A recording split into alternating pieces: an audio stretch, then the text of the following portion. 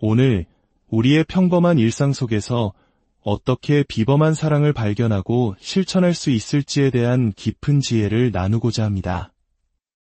이 이야기가 여러분의 마음에 잔잔한 울림을 주고 삶의 작은 순간들 속에서 하나님의 은총을 발견하는 계기가 되기를 바랍니다. 시작하기에 앞서 이 채널의 이야기가 여러분에게 힘이 된다면 구독과 좋아요를 통해 이 선한 영향력을 더 많은 분들과 함께 나누어 주시길 부탁드립니다. 여러분의 작은 실천이 누군가에게는 큰 위로와 빛이 될 수 있습니다. 이 영상을 보시는 모든 분들의 삶에 하나님의 축복이 가득하기를 기도합니다. 우리는 어떻게 사랑하며 살아야 할까요? 어떻게 하면 매일 반복되는 평범한 일상을 통해 지극히 평범한 우리 자신을 통해 비범하고 위대한 사랑을 피워낼 수 있을까요? 이 질문에 대한 가장 놀라운 해답을 삶으로 보여준 한 사람이 있습니다. 바로 프랑스 리지유의 가르멜 수도원 소속이었던 성녀소아 데레사입니다. 만약 오늘 그녀가 이 자리에 있다면 우리에게 어떤 이야기를 들려주고 싶어 할까요? 어떤 가르침으로 우리의 마음을 두드릴까요? 그녀의 가르침은 결코 만만치 않습니다. 그러니 마음을 단단히 붙드시길 바랍니다. 데레사는 사랑이란 하나의 길이며 아주 특별한 실천이라고 말했을 것입니다. 그녀는 자신의 짧은 생애와 자서전, 그리고 편지들을 통해 그 길을 우리에게 보여주었습니다. 아시다시피 데레사는 평범한 가르메르의 수녀였습니다. 15살에 입회하여 24살에 세상을 떠났죠. 그 어린 수녀가 세상에 대해 무엇을 알았을까요? 하지만 그녀는 평범함 속에 비범함을 감춘 영적인 천재였습니다. 그녀의 삶을 들여다보면 그녀가 바로 당신과 저처럼 우리 인간이 처한 곤경과 연약함을 깊이 이해하고 있었음을 알게 됩니다. 데레사는 4살 반이었을 때 어머니를 여의었습니다. 막내딸이었던 그녀는 프랑스 귀족 가문의 응석바지 아이처럼 자랐고 믿을 수 없을 만큼 예민한 감수성을 지니고 있었습니다. 그녀는 주변으로부터 100%의 인정과 관심을 필요로 하는 아이였습니다. 10살 무렵 기숙학교에 들어갔을 때는 혼자서 머리를 빗거나 묶지도 못할 정도였습니다. 그녀는 너무나 예민하고 신경이 쇠약해서 학교를 계속 다닐 수 없었고 결국 집에서 개인 교습을 받아야 했습니다. 언니 중 한 명이 가르멜 수도원으로 떠났을 때 그녀는 극심한 우울감에 빠져들었습니다. 머리를 부딪히고 실신하며 몸이 마비되는 듯한 증상을 겪기도 했습니다. 그녀는 어머니가 돌아가신 후 약 9년 동안 정신적으로 매우 불안정한 아이였습니다. 하지만 1886년 크리스마스 자정 미사 후 그녀의 삶을 송두리째 바꾼 유명한 사건이 일어납니다. 바로 크리스마스의 회심입니다. 그날 밤 데레사에게는 엄청난 은총이 쏟아졌습니다. 그녀는 한순간에 어린아이에서 어른으로 변화했습니다. 자신만을 위하던 삶에서 이타적인 희생의 삶으로 방향을 틀었고 그녀 자신도 그 변화를 뚜렷이 인지했습니다. 그녀는 훗날 이렇게 고백했습니다. 그 한순간 하나님께서는 제가 9년 동안 스스로의 의지로 바꾸려 노력했지만 해내지 못했던 일을 단번에 이루어 주셨습니다. 물론 그녀는 그 전에도 온 마음을 다해 하나님을 사랑하려 애썼지만 스스로를 말썽꾸러기라고 부를 만큼 자기중심적인 아이였습니다. 그날 밤의 일은 이러했습니다. 자정 미사를 마치고 2층으로 올라가던 데레사는 아버지가 이제 산타클로스 놀이를 해야 하는 마지막 밤이라니 정말 기쁘구나 하고 무심코 내뱉는 말을 엿듣게 됩니다. 그 말은 그녀의 심장을 꿰뚫었습니다. 자신을 위해 신발에 사탕을 채워놓고 기뻐하는 모습을 보여드리기엔 너무 나이를 많이 먹었다는 사실을 깨달은 것입니다. 눈물을 글썽이며 모자를 벗고 계단을 오르던 그녀에게 언니 셀리는 내려가지 마. 내겐 너무 힘든 일일 거야 라고 말했습니다. 하지만 데레사는 아니야라고 답하고는 아래층으로 내려가 아무렇지 않은 척 태연하게 행동했습니다. 하지만 그녀는 더 이상 이전의 데레사가 아니었습니다. 아버지의 그 한마디가 그녀의 마음을 꿰뚫는 통회의 순간이 되었고 그녀의 내면은 산산이 부서졌습니다. 우리 대부분은 살면서 이런 마음의 찔림, 즉 통회의 경험을 하곤 합니다. 하지만 더 중요한 질문은 이것입니다. 어떻게 그 깨달음을 지속할 수 있는가? 바로 이 지점에서 데레사의 위대함이 드러납니다. 그녀는 이 깨달음을 바탕으로 자신만의 독특한 영적 수행법을 만들어냈습니다. 그것이 바로 작은 길입니다. 작은 길의 첫 번째 단계는 자신이 작다는 사실을 철저히 확신하는 것입니다. 여기서 작다는 것은 단순히 겸손하거나 유치하다는 의미가 아닙니다. 이것은 하나의 전문 용어입니다. 작다는 것은 나는 아무것도 아니다라는 깊은 깨달음입니다. 내 안에는 자랑할 만한 것이 아무것도 없다는 완전한 인정입니다. 이러한 작음의 경지에는 수치심도 당혹감도 없습니다. 어떤 부정적인 생각이나 감정이 일어나도 놀라지 않습니다. 물론이지 나는 이렇게 작고 연약한 인간이니까라고 당연하게 받아들입니다. 그녀에게 작다는 것은 곧 인간적이다라는 의미였습니다. 나는 그저 지극히 인간적일 뿐이다. 자신이 얼마나 작은 존재인지를 깨닫고 나면 비로소 하나님의 위대하심이 보이기 시작합니다. 그런데 그 위대함은 심판의 위대함이 아니라 자비의 위대함입니다. 내가 작으면 작을수록 하나님의 자비로운 사랑은 나에게 더욱 가까이 다가옵니다. 마치 부모가 가장 연약한 자녀에게 더 마음을 쏟는 것처럼 말입니다. 데레사는 이 작은 길이 하나님께 이르는 가장 빠른 길, 마치 엘리베이터와 같다고 생각했습니다. 고통스러운 고행과 극기로 한 계단 한 계단 힘겹게 올라가는 것이 아니라 자신의 작음과 연약함을 그대로 내어 맡길 때 하나님의 사랑이라는 엘리베이터가 우리를 단숨에 그분께로 들어 올려준다는 것입니다. 그래서 데레사는 채찍질이나 금식 같은 전통적인 고행을 전혀 하지 않았습니다. 그녀가 자신의 작음을 실천하기 위해 사용한 수단은 바로 평범한 일상 그 자체였습니다. 일상 속에서 마주치는 사람들에 대한 애정, 그리고 그 안에서 피어오르는 온갖 감정들, 특히 우리를 괴롭히는 부정적인 감정들이야말로 그녀가 사용한 가장 중요한 도구였습니다. 그녀의 스승은 십자가의 성 요한과 준주 성범이었습니다. 특히 십자가의 요한은 모든 것을 부정함으로써 하나님을 만나는 부정신학의 대가였습니다. 그는 이것도 아니고 저것도 아니다라고 모든 생각을 비워냄으로써 하나님 자신이 드러나도록 했습니다. 데레사는 십자가의 요한과 영적인 짝을 이루는 인물이었습니다. 십자가의 요한이 생각을 비워냄으로써 하나님께 나아갔다면 데레사는 감정을 비워냄으로써 하나님께 나아갔습니다. 여기서 중요한 것은 감정을 억압하거나 부정하는 것이 아니라는 점입니다. 그녀는 자신의 감정을 영적 성장을 위한 가장 교묘하고 효과적인 수단으로 사용했습니다. 크리스마스 밤의 회심 이후 그녀는 더 이상 자신을 위해 살지 않았습니다. 관심과 사랑, 인정을 갈구하던 끝없는 욕망의 중심에서 벗어나 희생의 삶으로 전환했습니다. 자신을 향하던 감정의 흐름을 멈추고 그 에너지를 희생의 정신으로 하나님께 봉헌한 것입니다. 놀라운 점은 그녀가 그날 밤의 은총으로 인해 모든 감정적 문제가 치유되고 완벽하게 안정된 사람이 된 것은 아니라는 사실입니다. 그녀는 여전히 예민했고 신경과민적인 성향을 가지고 있었습니다. 하지만 그녀는 바로 그 약점을 평범한 일을 비범한 사랑으로 행하는 도구로 사용했습니다.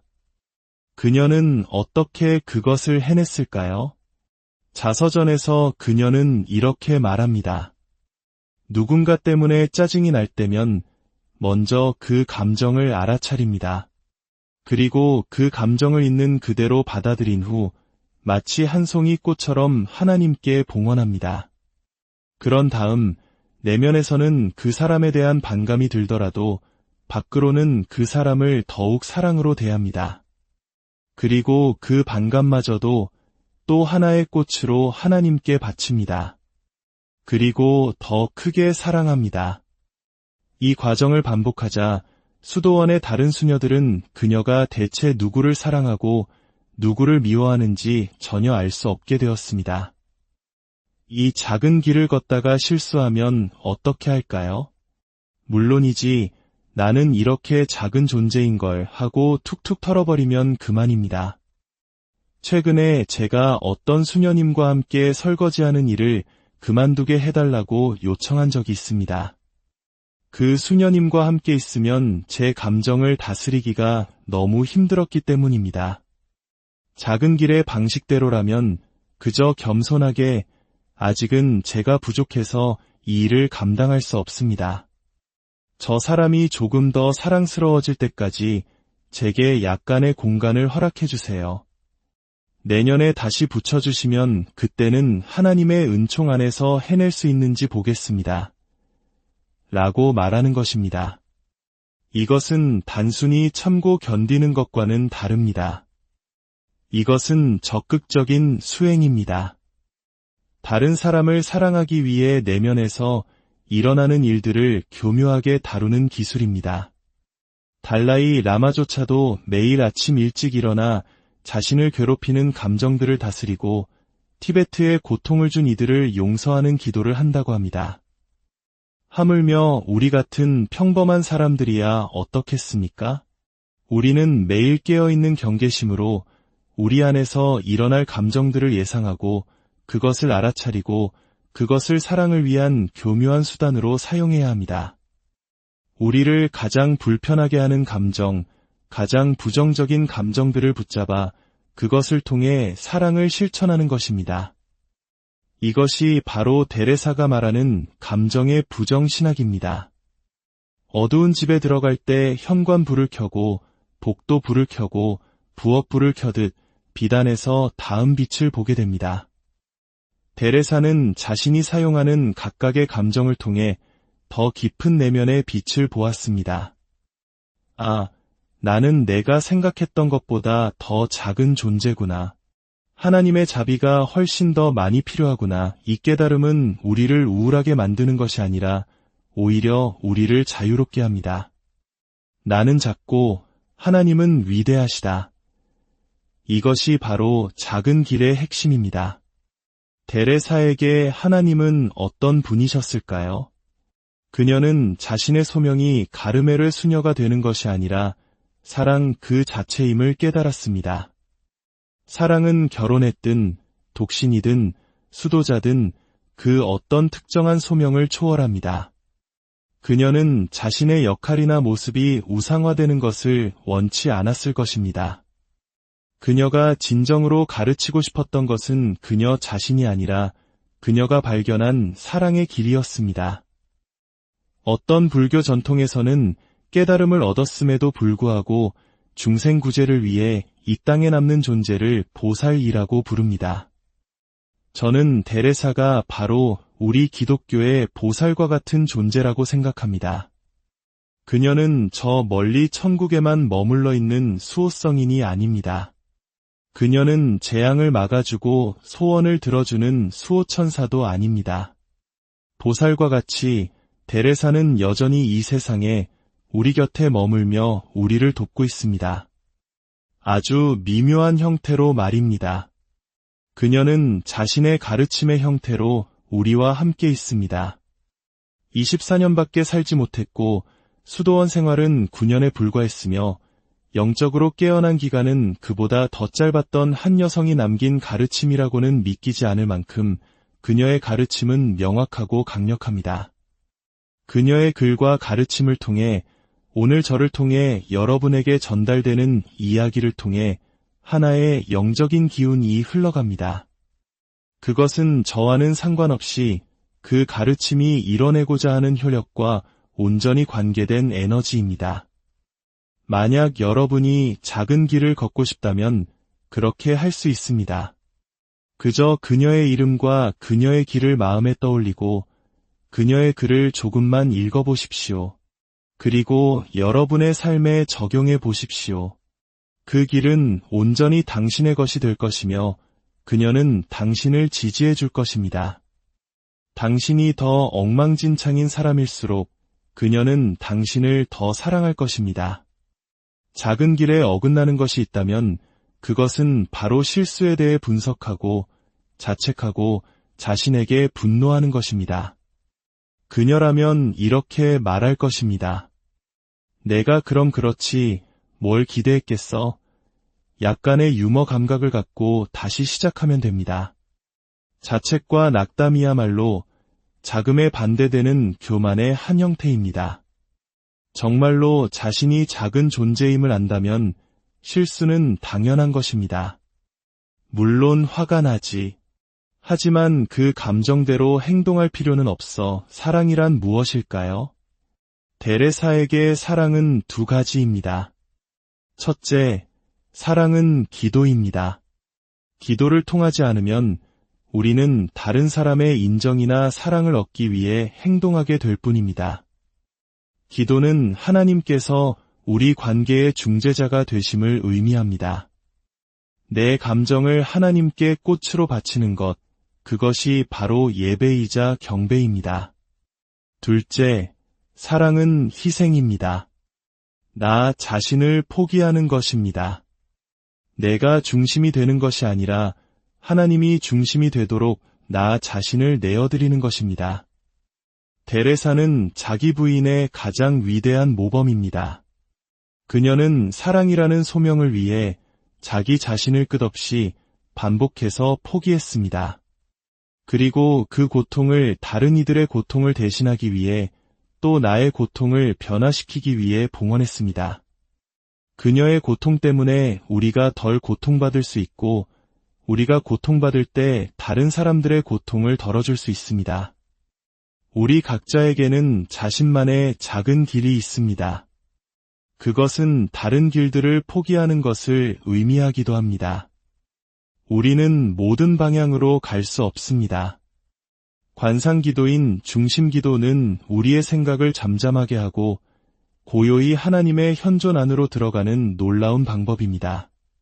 그러나 중심기도를 마치고 일상으로 돌아왔을 때 우리는 깨어있는 의식을 위한 또 다른 수행법이 필요합니다.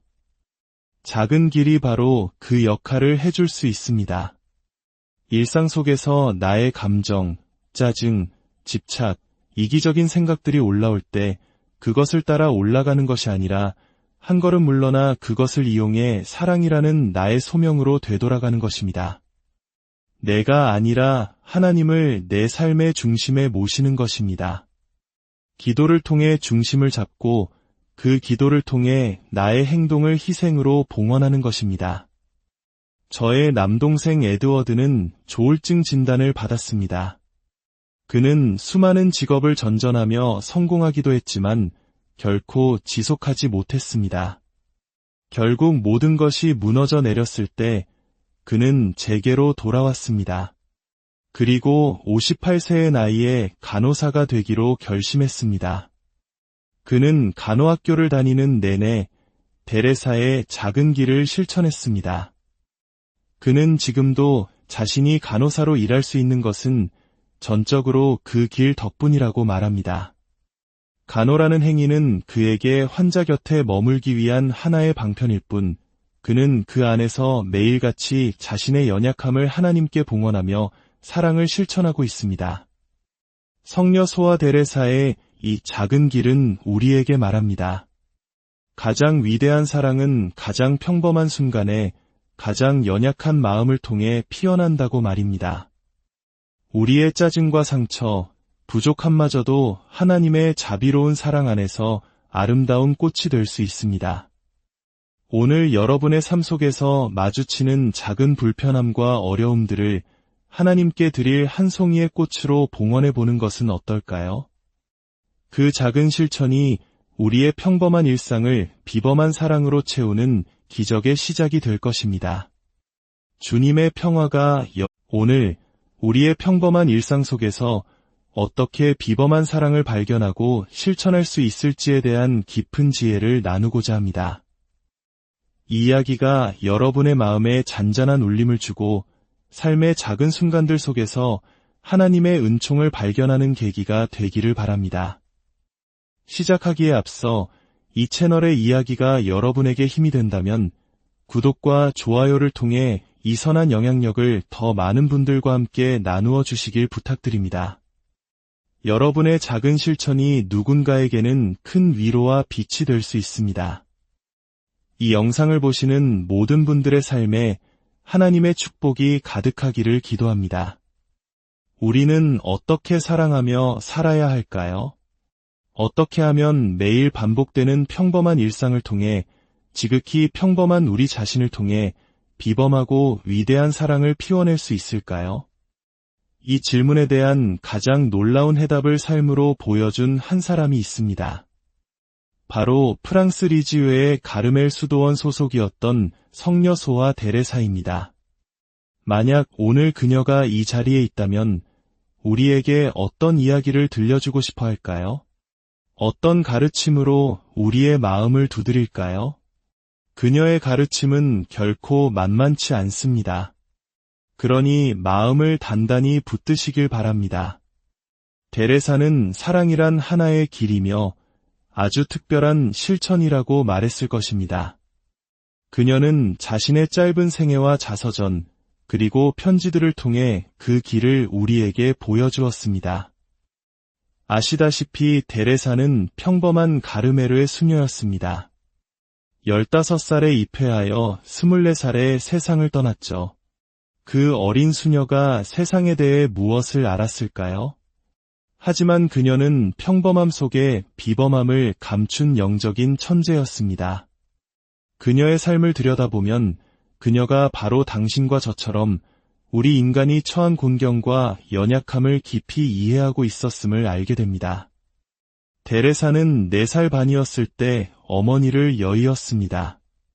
막내딸이었던 그녀는 프랑스 귀족 가문의 응석바지 아이처럼 자랐고 믿을 수 없을 만큼 예민한 감수성을 지니고 있었습니다. 그녀는 주변으로부터 100%의 인정과 관심을 필요로 하는 아이였습니다. 10살 무렵 기숙학교에 들어갔을 때는 혼자서 머리를 빗거나 묶지도 못할 정도였습니다.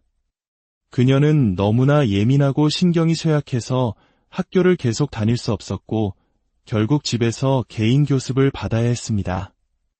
언니 중 한 명이 가르멜 수도원으로 떠났을 때 그녀는 극심한 우울감에 빠져들었습니다. 머리를 부딪히고 실신하며 몸이 마비되는 듯한 증상을 겪기도 했습니다. 그녀는 어머니가 돌아가신 후 약 9년 동안 정신적으로 매우 불안정한 아이였습니다. 하지만 1886년 크리스마스 자정 미사 후 그녀의 삶을 송두리째 바꾼 유명한 사건이 일어납니다. 바로 크리스마스의 회심입니다. 그날 밤 데레사에게는 엄청난 은총이 쏟아졌습니다. 그녀는 한순간에 어린아이에서 어른으로 변화했습니다. 자신만을 위하던 삶에서 이타적인 희생의 삶으로 방향을 틀었고 그녀 자신도 그 변화를 뚜렷이 인지했습니다. 그녀는 훗날 이렇게 고백했습니다.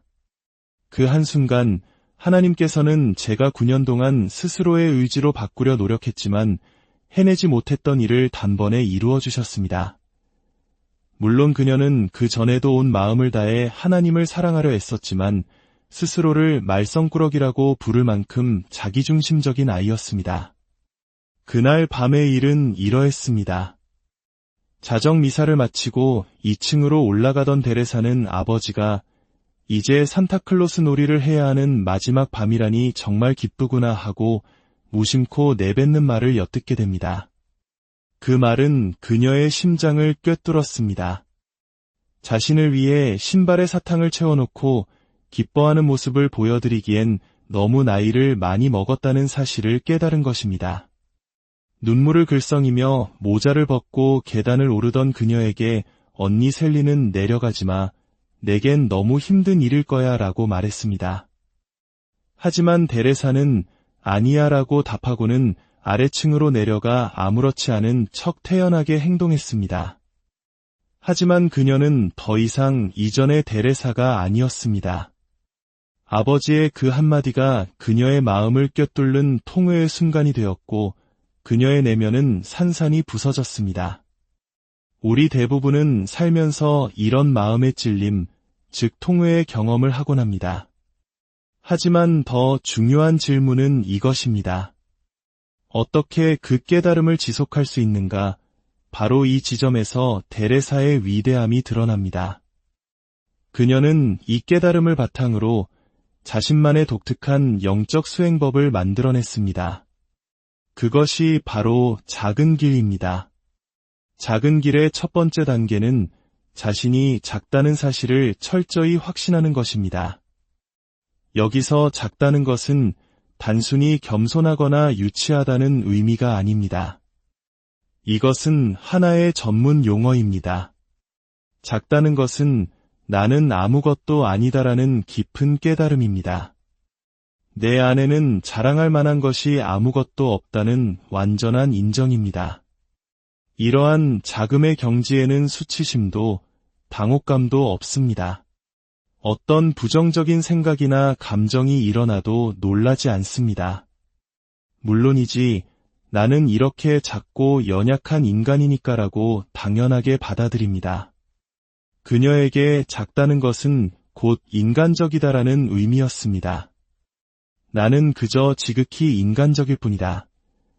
자신이 얼마나 작은 존재인지를 깨닫고 나면 비로소 하나님의 위대하심이 보이기 시작합니다. 그런데 그 위대함은 심판의 위대함이 아니라 자비의 위대함입니다. 내가 작으면 작을수록 하나님의 자비로운 사랑은 나에게 더욱 가까이 다가옵니다. 마치 부모가 가장 연약한 자녀에게 더 마음을 쏟는 것처럼 말입니다. 데레사는 이 작은 길이 하나님께 이르는 가장 빠른 길, 마치 엘리베이터와 같다고 생각했습니다. 고통스러운 고행과 극기로 한 계단 한 계단 힘겹게 올라가는 것이 아니라 자신의 자금과 연약함을 그대로 내어 맡길 때 하나님의 사랑이라는 엘리베이터가 우리를 단숨에 그분께로 들어 올려준다는 것입니다. 그래서 데레사는 채찍질이나 금식 같은 전통적인 고행을 전혀 하지 않았습니다. 그녀가 자신의 자금을 실천하기 위해 사용한 수단은 바로 평범한 일상 그 자체였습니다. 일상 속에서 마주치는 사람들에 대한 애정, 그리고 그 안에서 피어오르는 온갖 감정들, 특히 우리를 괴롭히는 부정적인 감정들이야말로 그녀가 사용한 가장 중요한 도구였습니다. 그녀의 스승은 십자가의 성 요한과 준주성범이었습니다. 특히 십자가의 요한은 모든 것을 부정함으로써 하나님을 만나는 부정신학의 대가였습니다. 그는 이것도 아니고 저것도 아니다라고 모든 생각을 비워냄으로써 하나님 자신이 드러나도록 했습니다. 데레사는 십자가의 요한과 영적인 짝을 이루는 인물이었습니다. 십자가의 요한이 생각을 비워냄으로써 하나님께 나아갔다면 데레사는 감정을 비워냄으로써 하나님께 나아갔습니다. 여기서 중요한 것은 감정을 억압하거나 부정하는 것이 아니라는 점입니다. 그녀는 자신의 감정을 영적 성장을 위한 가장 교묘하고 효과적인 수단으로 사용했습니다. 크리스마스 밤의 회심 이후 그녀는 더 이상 자신을 위해 살지 않았습니다. 관심과 사랑, 인정을 갈구하던 끝없는 욕망의 중심에서 벗어나 희생의 삶으로 전환했습니다. 자신을 향하던 감정의 흐름을 멈추고 그 에너지를 희생의 정신으로 하나님께 봉헌한 것입니다. 놀라운 점은 그녀가 그날 밤의 은총으로 인해 모든 감정적 문제가 치유되고 완벽하게 안정된 사람이 된 것은 아니라는 사실입니다. 그녀는 여전히 예민했고 신경과민적인 성향을 가지고 있었습니다. 하지만 그녀는 바로 그 약점을 평범한 일을 비범한 사랑으로 행하는 도구로 사용했습니다. 그녀는 어떻게 그것을 해냈을까요? 자서전에서 그녀는 이렇게 말합니다. 누군가 때문에 짜증이 날 때면 먼저 그 감정을 알아차립니다. 그리고 그 감정을 있는 그대로 받아들인 후 마치 한 송이 꽃처럼 하나님께 봉헌합니다. 그런 다음 내면에서는 그 사람에 대한 반감이 들더라도 밖으로는 그 사람을 더욱 사랑으로 대합니다. 그리고 그 반감마저도 또 하나의 꽃으로 하나님께 바칩니다. 그리고 더 크게 사랑합니다. 이 과정을 반복하자 수도원의 다른 수녀들은 그녀가 대체 누구를 사랑하고 누구를 미워하는지 전혀 알 수 없게 되었습니다. 이 작은 길을 걷다가 실수하면 어떻게 할까요? 물론이지 나는 이렇게 작은 존재인 걸 하고 툭툭 털어버리면 그만입니다. 최근에 제가 어떤 수녀님과 함께 설거지하는 일을 그만두게 해달라고 요청한 적이 있습니다. 그 수녀님과 함께 있으면 제 감정을 다스리기가 너무 힘들었기 때문입니다. 작은 길의 방식대로라면 그저 겸손하게 아직은 제가 부족해서 이 일을 감당할 수 없습니다. 저 사람이 조금 더 사랑스러워질 때까지 제게 약간의 공간을 허락해 주세요. 내년에 다시 붙여주시면 그때는 하나님의 은총 안에서 해낼 수 있는지 보겠습니다. 라고 말하는 것입니다. 이것은 단순히 참고 견디는 것과는 다릅니다. 이것은 적극적인 수행입니다. 다른 사람을 사랑하기 위해 내면에서 일어나는 일들을 교묘하게 다루는 기술입니다.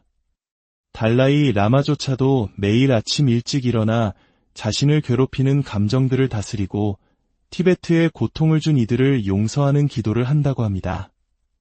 하물며 우리 같은 평범한 사람들이야 어떻겠습니까? 우리는 매일 깨어있는 경계심으로 우리 안에서 일어날 감정들을 예상하고 그것을 알아차리고 그것을 사랑을 위한 교묘한 수단으로 사용해야 합니다. 우리를 가장 불편하게 하는 감정, 가장 부정적인 감정들을 붙잡아 그것을 통해 사랑을 실천하는 것입니다. 이것이 바로 데레사가 말하는 감정의 부정신학입니다. 어두운 집에 들어갈 때 현관불을 켜고 복도불을 켜고 부엌불을 켜듯 비단에서 다음 빛을 보게 됩니다. 데레사는 자신이 사용하는 각각의 감정을 통해 더 깊은 내면의 빛을 보았습니다. 아, 나는 내가 생각했던 것보다 더 작은 존재구나. 하나님의 자비가 훨씬 더 많이 필요하구나. 이 깨달음은 우리를 우울하게 만드는 것이 아니라 오히려 우리를 자유롭게 합니다. 나는 작고 하나님은 위대하시다. 이것이 바로 작은 길의 핵심입니다. 데레사에게 하나님은 어떤 분이셨을까요? 그녀는 자신의 소명이 가르멜의 수녀가 되는 것이 아니라 사랑 그 자체임을 깨달았습니다. 사랑은 결혼했든 독신이든 수도자든 그 어떤 특정한 소명을 초월합니다. 그녀는 자신의 역할이나 모습이 우상화되는 것을 원치 않았을 것입니다. 그녀가 진정으로 가르치고 싶었던 것은 그녀 자신이 아니라 그녀가 발견한 사랑의 길이었습니다. 어떤 불교 전통에서는 깨달음을 얻었음에도 불구하고 중생구제를 위해 이 땅에 남는 존재를 보살이라고 부릅니다. 저는 데레사가 바로 우리 기독교의 보살과 같은 존재라고 생각합니다. 그녀는 저 멀리 천국에만 머물러 있는 수호성인이 아닙니다. 그녀는 재앙을 막아주고 소원을 들어주는 수호천사도 아닙니다. 보살과 같이 데레사는 여전히 이 세상에 우리 곁에 머물며 우리를 돕고 있습니다. 아주 미묘한 형태로 말입니다. 그녀는 자신의 가르침의 형태로 우리와 함께 있습니다. 24년밖에 살지 못했고 수도원 생활은 9년에 불과했으며 영적으로 깨어난 기간은 그보다 더 짧았던 한 여성이 남긴 가르침이라고는 믿기지 않을 만큼 그녀의 가르침은 명확하고 강력합니다. 그녀의 글과 가르침을 통해 오늘 저를 통해 여러분에게 전달되는 이야기를 통해 하나의 영적인 기운이 흘러갑니다. 그것은 저와는 상관없이 그 가르침이 이뤄내고자 하는 효력과 온전히 관계된 에너지입니다. 만약 여러분이 작은 길을 걷고 싶다면 그렇게 할 수 있습니다. 그저 그녀의 이름과 그녀의 길을 마음에 떠올리고 그녀의 글을 조금만 읽어보십시오. 그리고 여러분의 삶에 적용해 보십시오. 그 길은 온전히 당신의 것이 될 것이며 그녀는 당신을 지지해 줄 것입니다. 당신이 더 엉망진창인 사람일수록 그녀는 당신을 더 사랑할 것입니다. 작은 길에 어긋나는 것이 있다면 그것은 바로 실수에 대해 분석하고 자책하고 자신에게 분노하는 것입니다. 그녀라면 이렇게 말할 것입니다. 내가 그럼 그렇지 뭘 기대했겠어? 약간의 유머 감각을 갖고 다시 시작하면 됩니다. 자책과 낙담이야말로 자금에 반대되는 교만의 한 형태입니다. 정말로 자신이 작은 존재임을 안다면 실수는 당연한 것입니다. 물론 화가 나지.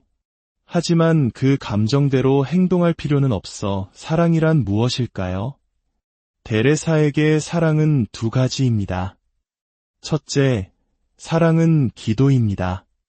기도를 통하지 않으면 우리는 다른 사람의 인정이나 사랑을 얻기 위해 행동하게 될 뿐입니다. 기도는 하나님께서 우리 관계의 중재자가 되심을 의미합니다. 내 감정을 하나님께 꽃으로 바치는 것, 그것이 바로 예배이자 경배입니다. 둘째, 사랑은 희생입니다. 나 자신을 포기하는 것입니다. 내가 중심이 되는 것이 아니라 하나님이 중심이 되도록 나 자신을 내어드리는 것입니다. 데레사는 자기 부인의 가장 위대한 모범입니다. 그녀는 사랑이라는 소명을 위해 자기 자신을 끝없이 반복해서 포기했습니다. 그리고 그 고통을 다른 이들의 고통을 대신하기 위해 또 나의 고통을 변화시키기 위해 봉헌했습니다. 그녀의 고통 때문에 우리가 덜 고통받을 수 있고 우리가 고통받을 때 다른 사람들의 고통을 덜어줄 수 있습니다. 우리 각자에게는 자신만의 작은 길이 있습니다. 그것은 다른 길들을 포기하는 것을 의미하기도 합니다. 우리는 모든 방향으로 갈 수 없습니다. 관상기도인 중심기도는 우리의 생각을 잠잠하게 하고 고요히 하나님의 현존 안으로 들어가는 놀라운 방법입니다. 그러나 중심기도를 마치고 일상으로 돌아왔을 때 우리는 깨어있는 의식을 위한 또 다른 수행법이 필요합니다. 작은 길이 바로 그 역할을 해줄 수 있습니다. 일상 속에서 나의 감정, 짜증, 집착, 이기적인 생각들이 올라올 때 그것을 따라 올라가는 것이 아니라 한 걸음 물러나 그것을 이용해 사랑이라는 나의 소명으로 되돌아가는 것입니다. 내가 아니라 하나님을 내 삶의 중심에 모시는 것입니다. 기도를 통해 중심을 잡고 그 기도를 통해 나의 행동을 희생으로 봉헌하는 것입니다. 저의 남동생 에드워드는 조울증 진단을 받았습니다. 그는 수많은 직업을 전전하며 성공하기도 했지만 결코 지속하지 못했습니다. 결국 모든 것이 무너져 내렸을 때 그는 제게로 돌아왔습니다. 그리고 58세의 나이에 간호사가 되기로 결심했습니다. 그는 간호학교를 다니는 내내 데레사의 작은 길을 실천했습니다. 그는 지금도 자신이 간호사로 일할 수 있는 것은 전적으로 그 길 덕분이라고 말합니다. 간호라는 행위는 그에게 환자 곁에 머물기 위한 하나의 방편일 뿐, 그는 그 안에서 매일같이 자신의 연약함을 하나님께 봉헌하며 사랑을 실천하고 있습니다. 성녀 소아 데레사의 이 작은 길은 우리에게 말합니다. 가장 위대한 사랑은 가장 평범한 순간에 가장 연약한 마음을 통해 피어난다고 말입니다. 우리의 짜증과 상처, 부족함마저도 하나님의 자비로운 사랑 안에서 아름다운 꽃이 될 수 있습니다. 오늘 여러분의 삶 속에서 마주치는 작은 불편함과 어려움들을 하나님께 드릴 한 송이의 꽃으로 봉헌해 보는 것은 어떨까요? 그 작은 실천이 우리의 평범한 일상을 비범한 사랑으로 채우는 기적의 시작이 될 것입니다. 주님의 평화가 오늘 우리의 평범한 일상 속에서 어떻게 비범한 사랑을 발견하고 실천할 수 있을지에 대한 깊은 지혜를 나누고자 합니다. 이 이야기가 여러분의 마음에 잔잔한 울림을 주고 삶의 작은 순간들 속에서 하나님의 은총을 발견하는 계기가 되기를 바랍니다. 시작하기에 앞서 이 채널의 이야기가 여러분에게 힘이 된다면 구독과 좋아요를 통해 이 선한 영향력을 더 많은 분들과 함께 나누어 주시길 부탁드립니다. 여러분의 작은 실천이 누군가에게는 큰 위로와 빛이 될 수 있습니다. 이 영상을 보시는 모든 분들의 삶에 하나님의 축복이 가득하기를 기도합니다. 우리는 어떻게 사랑하며 살아야 할까요? 어떻게 하면 매일 반복되는 평범한 일상을 통해 지극히 평범한 우리 자신을 통해 비범하고 위대한 사랑을 피워낼 수 있을까요? 이 질문에 대한 가장 놀라운 해답을 삶으로 보여준 한 사람이 있습니다. 바로 프랑스 리지우의 가르멜 수도원 소속이었던 성녀소아 데레사입니다. 만약 오늘 그녀가 이 자리에 있다면 우리에게 어떤 이야기를 들려주고 싶어 할까요? 어떤 가르침으로 우리의 마음을 두드릴까요? 그녀의 가르침은 결코 만만치 않습니다. 그러니 마음을 단단히 붙드시길 바랍니다. 데레사는 사랑이란 하나의 길이며 아주 특별한 실천이라고 말했을 것입니다. 그녀는 자신의 짧은 생애와 자서전, 그리고 편지들을 통해 그 길을 우리에게 보여주었습니다. 아시다시피 데레사는 평범한 가르메르의 수녀였습니다. 15살에 입회하여 24살에 세상을 떠났죠. 그 어린 수녀가 세상에 대해 무엇을 알았을까요? 하지만 그녀는 평범함 속에 비범함을 감춘 영적인 천재였습니다. 그녀의 삶을 들여다보면 그녀가 바로 당신과 저처럼 우리 인간이 처한 곤경과 연약함을 깊이 이해하고 있었음을 알게 됩니다. 데레사는 4살 반이었을 때 어머니를 여의었습니다. 막내딸이었던 그녀는 프랑스 귀족 가문의 응석바지 아이처럼 자랐고 믿을 수 없을 만큼 예민한 감수성을 지니고 있었습니다. 그녀는 주변으로부터 100%의 인정과 관심을 필요로 하는 아이였습니다. 10살 무렵 기숙학교에 들어갔을 때는 혼자서 머리를 빗거나 묶지도 못할 정도였습니다. 그녀는 너무나 예민하고 신경이 쇠약해서 학교를 계속 다닐 수 없었고 결국 집에서 개인 교습을 받아야 했습니다. 언니 중 한 명이 가르멜 수도원으로 떠났을 때 그녀는 극심한 우울감에 빠져들었습니다. 머리를 부딪히고 실신하며 몸이 마비되는 듯한 증상을 겪기도 했습니다. 그녀는 어머니가 돌아가신 후 약 9년 동안 정신적으로 매우 불안정한 아이였습니다. 하지만 1886년 크리스마스 자정 미사 후 그녀의 삶을 송두리째 바꾼 유명한 사건이 일어납니다. 바로 크리스마스의 회심입니다. 그날 밤 데레사에게는 엄청난 은총이 쏟아졌습니다. 그녀는 한순간에 어린아이에서 어른으로 변화했습니다. 자신만을 위하던 삶에서 이타적인 희생의 삶으로 방향을 틀었고 그녀 자신도 그 변화를 뚜렷이 인지했습니다. 그녀는 훗날 이렇게 고백했습니다. 그 한순간 하나님께서는 제가 9년 동안 스스로의 의지로 바꾸려 노력했지만 해내지 못했던 일을 단번에 이루어 주셨습니다.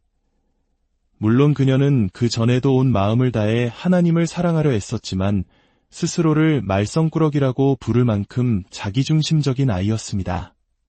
그날 밤의 일은 이러했습니다. 자정 미사를 마치고 2층으로 올라가던 데레사는 아버지가 이제 산타클로스 놀이를 해야 하는 마지막 밤이라니 정말 기쁘구나 하고 무심코 내뱉는 말을 엿듣게 됩니다. 그 말은 그녀의 심장을 꿰뚫었습니다. 자신을 위해 신발에 사탕을 채워놓고 기뻐하는 모습을 보여드리기엔 너무 나이를 많이 먹었다는 사실을 깨달은 것입니다. 눈물을 글썽이며 모자를 벗고 계단을 오르던 그녀에게 언니 셀리는 내려가지마. 내겐 너무 힘든 일일 거야 라고 말했습니다. 하지만 데레사는 아니야 라고 답하고는 아래층으로 내려가 아무렇지 않은 척 태연하게 행동했습니다. 하지만 그녀는 더 이상 이전의 데레사가 아니었습니다. 아버지의 그 한마디가 그녀의 마음을 꿰뚫는 통회의 순간이 되었고 그녀의 내면은 산산이 부서졌습니다. 우리 대부분은 살면서 이런 마음의 찔림, 즉 통회의 경험을 하곤 합니다. 하지만 더 중요한 질문은 이것입니다. 어떻게 그 깨달음을 지속할 수 있는가? 바로 이 지점에서 데레사의 위대함이 드러납니다. 그녀는 이 깨달음을 바탕으로 자신만의 독특한 영적 수행법을 만들어냈습니다. 그것이 바로 작은 길입니다. 작은 길의 첫 번째 단계는 자신이 작다는 사실을 철저히 확신하는 것입니다. 여기서 작다는 것은 단순히 겸손하거나 유치하다는 의미가 아닙니다. 이것은 하나의 전문 용어입니다. 작다는 것은 나는 아무것도 아니다라는 깊은 깨달음입니다. 내 안에는 자랑할 만한 것이 아무것도 없다는 완전한 인정입니다. 이러한 자금의 경지에는 수치심도 당혹감도 없습니다. 어떤 부정적인 생각이나 감정이 일어나도 놀라지 않습니다. 물론이지 나는 이렇게 작고 연약한 인간이니까라고 당연하게 받아들입니다. 그녀에게 작다는 것은 곧 인간적이다라는 의미였습니다. 나는 그저 지극히 인간적일 뿐이다. 자신이 얼마나 작은 존재인지를 깨닫고 나면 비로소 하나님의 위대하심이 보이기 시작합니다. 그런데 그 위대함은 심판의 위대함이 아니라 자비의 위대함입니다. 내가 작으면 작을수록 하나님의 자비로운 사랑은 나에게 더욱 가까이 다가옵니다. 마치 부모가 가장 연약한 자녀에게 더 마음을 쏟는 것처럼 말입니다. 데레사는 이 작은 길이 하나님께 이르는 가장 빠른 길, 마치 엘리베이터와 같다고 생각했습니다. 고통스러운 고행과 극기로 한 계단 한 계단 힘겹게 올라가는 것이 아니라 자신의 자금과 연약함을 그대로 내어 맡길 때 하나님의 사랑이라는 엘리베이터가 우리를 단숨에 그분께로 들어 올려준다는 것입니다.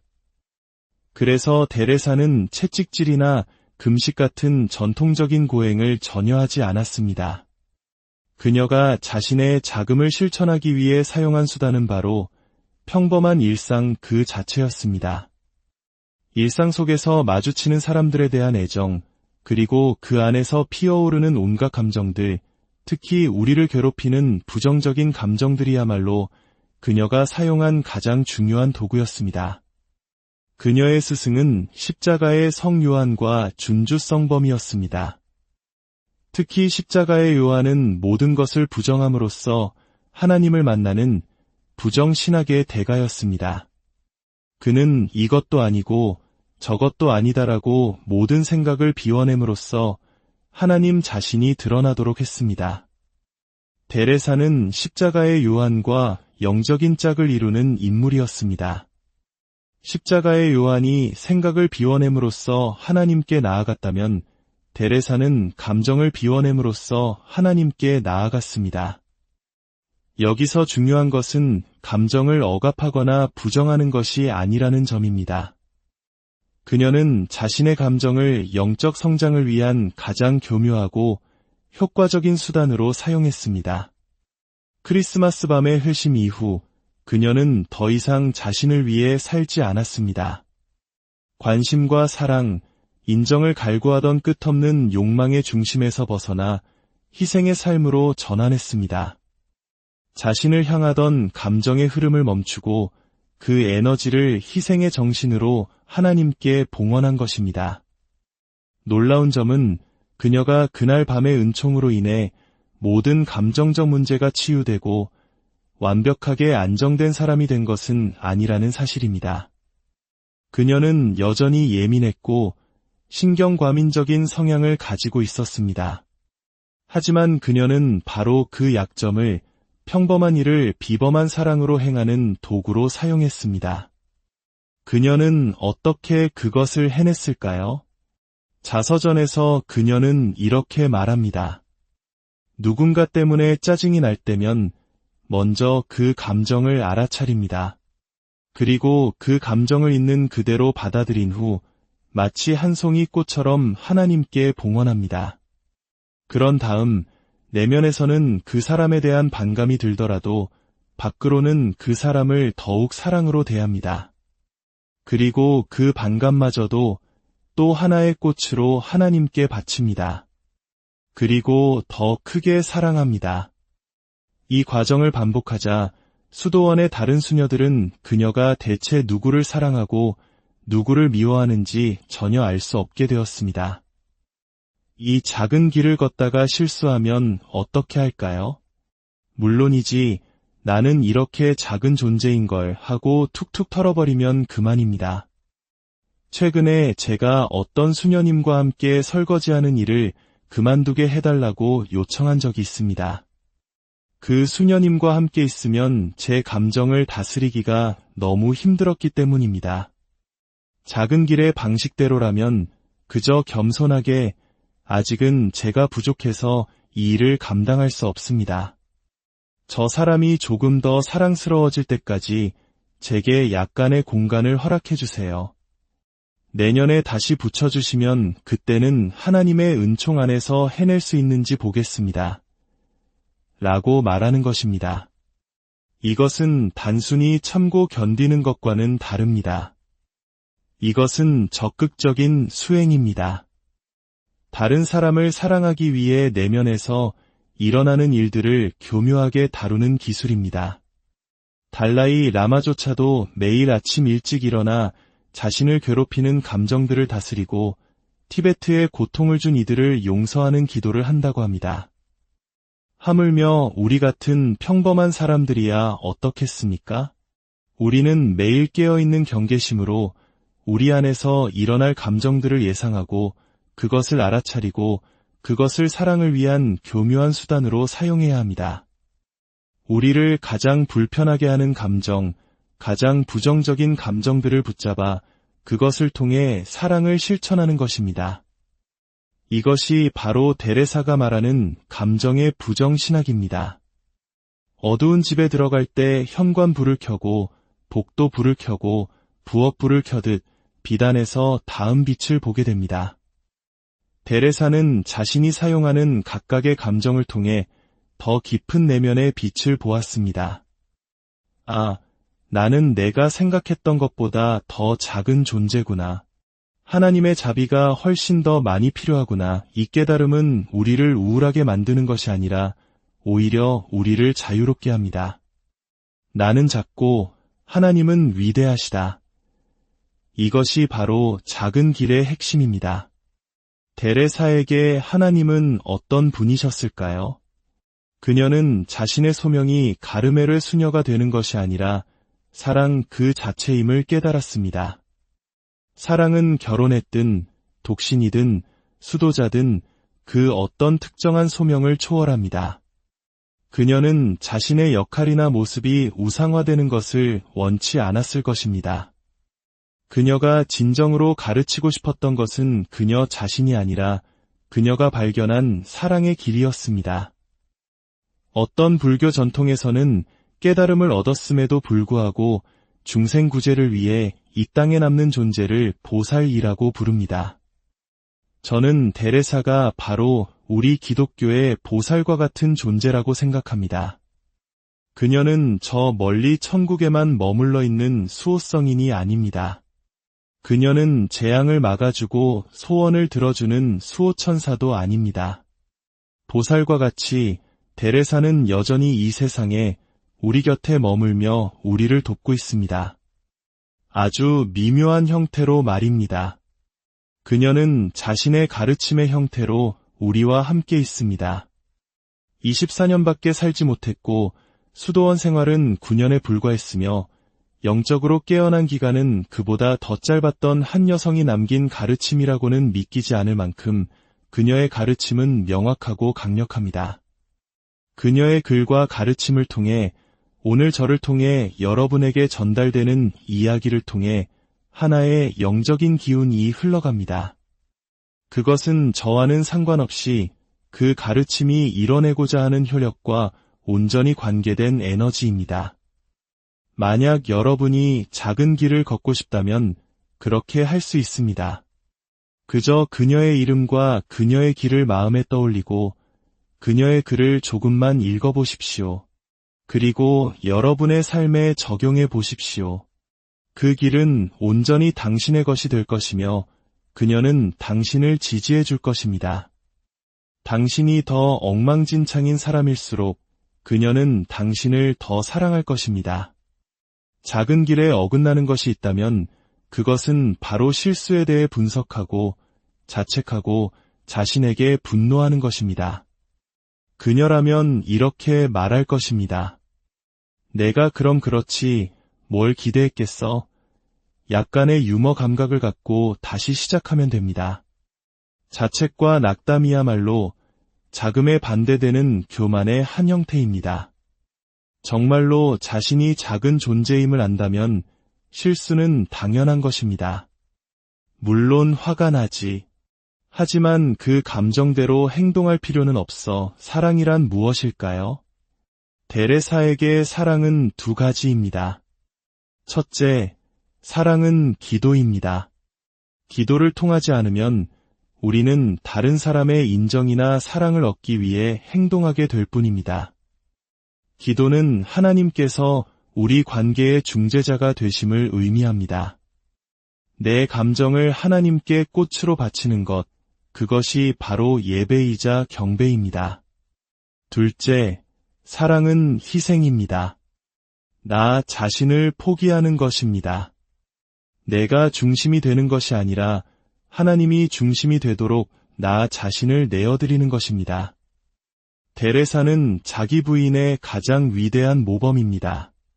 그녀는 사랑이라는 소명을 위해 자기 자신을 끝없이 반복해서 포기했습니다. 그리고 그 고통을 다른 이들의 고통을 대신하기 위해 또 나의 고통을 변화시키기 위해 봉헌했습니다. 그녀의 고통 때문에 우리가 덜 고통받을 수 있고 우리가 고통받을 때 다른 사람들의 고통을 덜어줄 수 있습니다. 우리 각자에게는 자신만의 작은 길이 있습니다. 그것은 다른 길들을 포기하는 것을 의미하기도 합니다. 우리는 모든 방향으로 갈 수 없습니다. 관상기도인 중심기도는 우리의 생각을 잠잠하게 하고 고요히 하나님의 현존 안으로 들어가는 놀라운 방법입니다.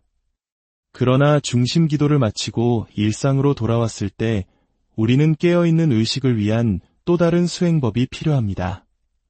작은 길이 바로 그 역할을 해줄 수 있습니다.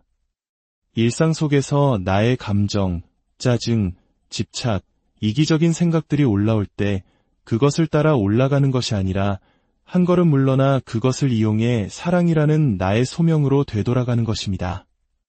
내가 아니라 하나님을 내 삶의 중심에 모시는 것입니다. 기도를 통해 중심을 잡고 그 기도를 통해 나의 행동을 희생으로 봉헌하는 것입니다. 저의 남동생 에드워드는 조울증 진단을 받았습니다. 그는 수많은 직업을 전전하며 성공하기도 했지만 결코 지속하지 못했습니다. 결국 모든 것이 무너져 내렸을 때 그는 제게로 돌아왔습니다. 그리고 58세의 나이에 간호사가 되기로 결심했습니다. 그는 간호학교를 다니는 내내 데레사의 작은 길을 실천했습니다. 그는 지금도 자신이 간호사로 일할 수 있는 것은 전적으로 그 길 덕분이라고 말합니다. 간호라는 행위는 그에게 환자 곁에 머물기 위한 하나의 방편일 뿐, 그는 그 안에서 매일같이 자신의 연약함을 하나님께 봉헌하며 사랑을 실천하고 있습니다. 성녀 소아 데레사의 이 작은 길은 우리에게 말합니다. 가장 위대한 사랑은 가장 평범한 순간에 가장 연약한 마음을 통해 피어난다고 말입니다. 우리의 짜증과